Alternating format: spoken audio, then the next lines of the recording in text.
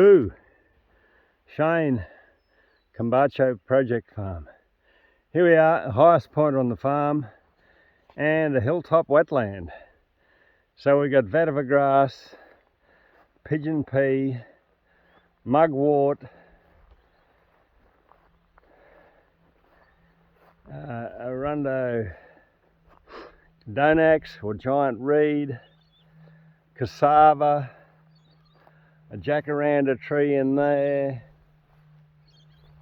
big patch of pigeon pea, another row here of vetiver grass, which is on contour. Under the trees here we've got sweet potato. You know, what a diverse little piece of life, and these sweet potatoes are coming out here into the grass. Pigeon pea just starting to flower. Electric fence being consumed by the vegetation. There's an elderberry flowering there. Banana trees. This is like a little hilltop oasis. There's a hibiscus species here, just about to come into flower. More mugwort flowering away.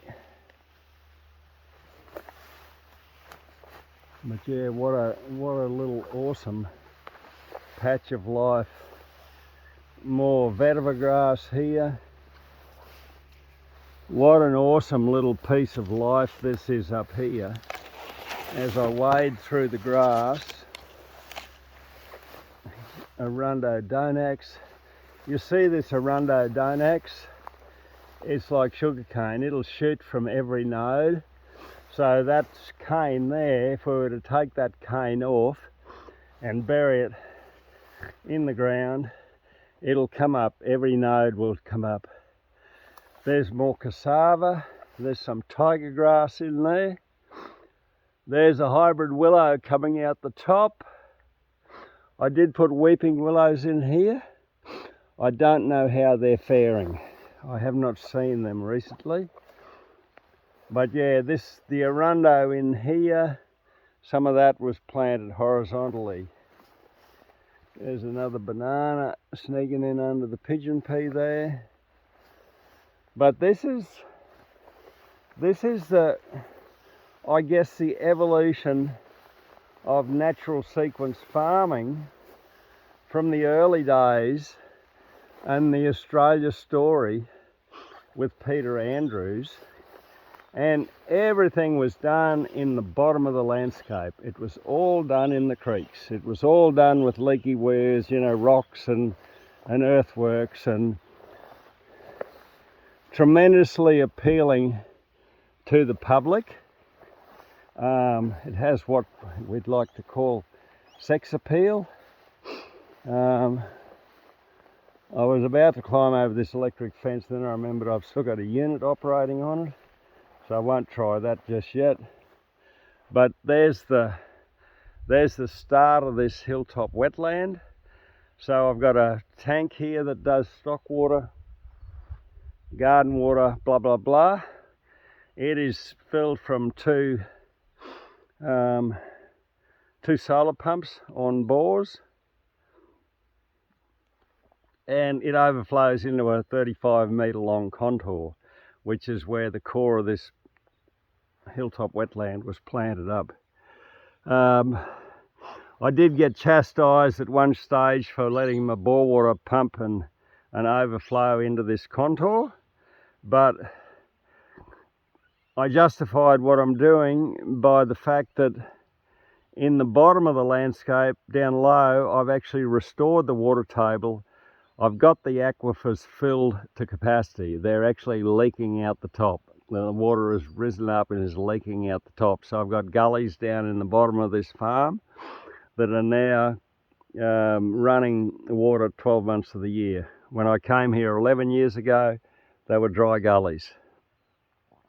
But yeah, the concept of the hilltop wetland Where there's water, there's life. So this attracts in deer, kangaroos, wallabies, birds, butterflies, you know, every sort of insect. And so they then start dropping the fertility up here high in the landscape, which then gravity and vegetation will manage that fertility as it goes down through the landscape. So this is a classic up here of this creeping bluegrass monoculture, and when it dies back up here, we've got Wins cassia. So we flip from a bluegrass monoculture to a Wins cassia monoculture. So my plan for this country, surprise, surprise, is to plant trees. So part of my drive with the virtual fencing, the Gallagher eShepherd devices on my cows, is long term to do away with my fences. Basically just have a boundary fence on the farm, a perimeter fence, and then be able to manage the livestock in this landscape without messing around with fences, and that will allow me to follow contour. All my tree plantings will be on contour. All my tracks will be on contour. So everything we're doing, the vegetation, the moving around the farm, the grazing, will be all done on contour, so it will be all focused on managing the water in this landscape and managing the fertility. So you can see the extent of these bluegrass monocultures, and you know, there is light at the end of the tunnel. We have got some of this bluegrass now is starting to be invaded by Angleton grass. So I see that as a step forward in the evolution of this farm, because, you know, once I start working up here with slashing and raking and planting trees on contour, we'll get way better management of the water, the vegetation, and the fertility in this farm.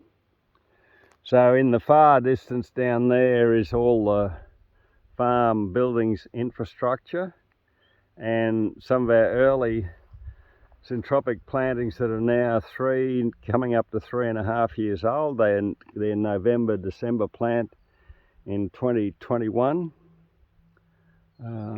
So yeah, they're cracking along nicely, and you know, that's my vision of this landscape eventually, is that the whole farm will be forested and become super fertile and productive and become, you know, drought proof, literally.